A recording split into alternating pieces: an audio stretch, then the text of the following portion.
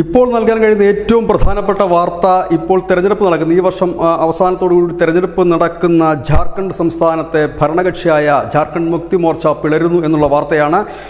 ഈ കഴിഞ്ഞ മാസം വരെ, അതായത് ജൂലൈ 3 വരെ മുഖ്യമന്ത്രി ആയിരുന്ന ചമ്പ സോറൻ, ജാർഖണ്ഡ് മുക്തി മോർച്ചയുടെ മുതിർന്ന നേതാവായ ചമ്പ സോറൻ BJP-യിൽ ചേരുന്നു എന്നുള്ളൊരു വാർത്ത തന്നെയാണ് ദേശീയ തലത്തിൽ നിന്ന് വരുന്നത്.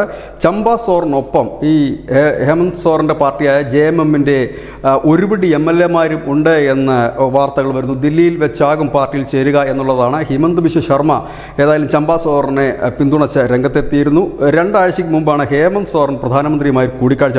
നിലവിൽ ഹേമന്ത് സോറനാണ് മുഖ്യമന്ത്രി. ഹേമന്ത് സോറൻ ഭൂമി തട്ടിപ്പ് കേസിൽ അകത്തായതോട് കൂടിയാണ് അദ്ദേഹത്തിൻ്റെ പകരക്കാരനായി ചമ്പ സോറൻ എത്തുകയും 2024, അതായത് ഈ വർഷം ജൂലൈ 3 വരെ മുഖ്യമന്ത്രിയാകുകയും ചെയ്തിരുന്നു. അതിനുശേഷം ഹേമന്ത് സോറൻ ജാമ്യത്തിൽ പുറത്തു വന്ന് വീണ്ടും മുഖ്യമന്ത്രിയായി. ആ സമയം തന്നെ ചമ്പ സോറൻ വീണ്ടും MLA ആയി മാറുകയായിരുന്നു. ഏതായാലും ചമ്പ സോറൻ്റെ നേതൃത്വത്തിൽ JMM-ലെ ഒരു വിഭാഗം MLA-മാർ BJP-യിൽ ചേരുന്നതോടുകൂടി ജാർഖണ്ഡിലെ ഭരണത്തിൽ ആകെ അടിമുടി മാറ്റം ഉണ്ടാകും.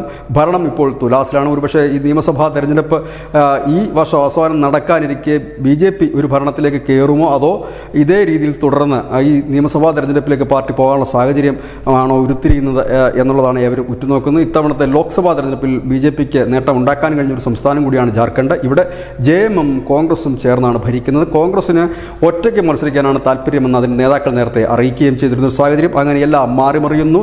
ഒരു ചെറിയ ഇടവേളയ്ക്ക് ശേഷം വീണ്ടും ഒരു കൂറുമാറ്റം, ഇല്ലെങ്കിൽ വീണ്ടും ഒരു കാലുമാറ്റം എന്നൊക്കെ നമുക്ക് പറയേണ്ടി വരും. News desk, news Malayalam.